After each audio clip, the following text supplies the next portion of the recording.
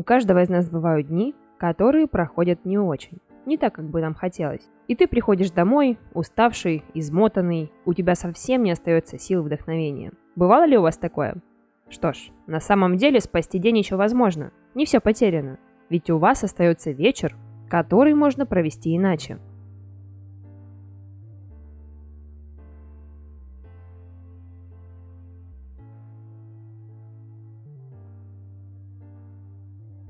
Совет первый.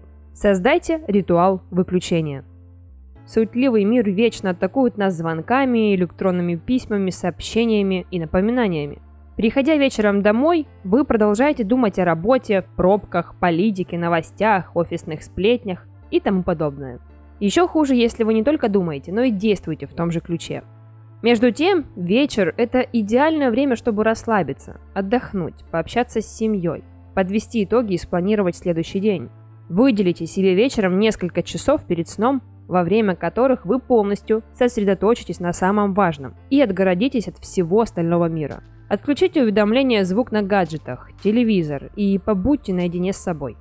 Это и будет ваш ритуал выключения. Помимо вышеуказанных преимуществ, это поможет вам расслабиться и напомнит мозгу, что день заканчивается, и вам будет легче уснуть. Второй совет. Создайте пространство для отдыха. Провести весь день за экраном, чтобы прийти домой и сесть за экран, не самый лучший способ отдохнуть. Так вы только усилите стресс, который испытывает практически любой современный человек. Но после напряженного трудового дня вы остро нуждаетесь в расслаблении и переключении внимания, особенно в ваше зрение.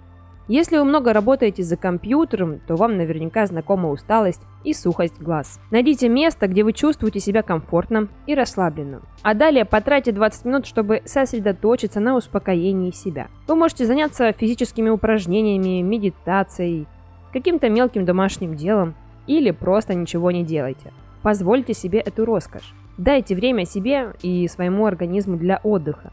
Не корите себя за это и позвольте глазам отдохнуть от экранного света. Третий совет. Подведите 5-минутные итоги дня. В конце дня очень важно подвести итог и задаться вопросом: что хорошего я сделал сегодня?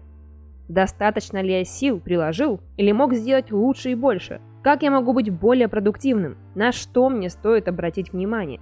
Что меня сегодня порадовало, а что расстроило? Почему моя реакция была именно такой? Наш мозг, управляющий всем организмом, ежесекундно принимает сотни сигналов обратной связи, которые говорят о результатах его команд. То же самое мы должны сделать и по отношению к своему дню. Это будет всего 5 минут, но они могут определить завтрашний день. Лучше всего записывать свои мысли в дневник. Это позволит структурировать их и придать им форму.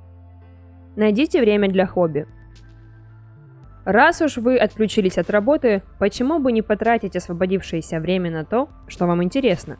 Это могут быть как вполне безобидные хобби, вроде коллекционирования монет, так и нечто более практичное – изучение иностранного языка или разработка своего бизнес-проекта. Задайте себе вопрос: чем бы я занимался, если бы мне не нужно было зарабатывать деньги? Весьма справедливо посвятить полчаса или час тому, что вам действительно интересно, ведь это подарит вам вдохновение, усилит вашу мотивацию и придаст вам новых сил. Пятый совет. Прочитайте то, что вам нравится.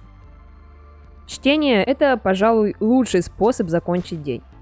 И тому есть научное подтверждение. Как заявляет доктор Дэвид Льюис, всего 6 минут чтения снижают уровень стресса на 68%. Это лучше, чем прогулка, прослушивание музыки, чашка чая или кофе или видеоигры. Кроме того, чтение перед сном обладает расслабляющим эффектом и переключает ваш поток бесконечных мыслей о делах и проблемах. Это позволит лучше подготовить мозг ко сну. Психологи советуют использовать бумажные книги. Во-первых, они не влияют на сон так негативно, как искусственный свет экранов, который нарушает выработку мелатонина. Во-вторых, как показывают исследования, они лучше поддерживают внимание, чем электронные версии.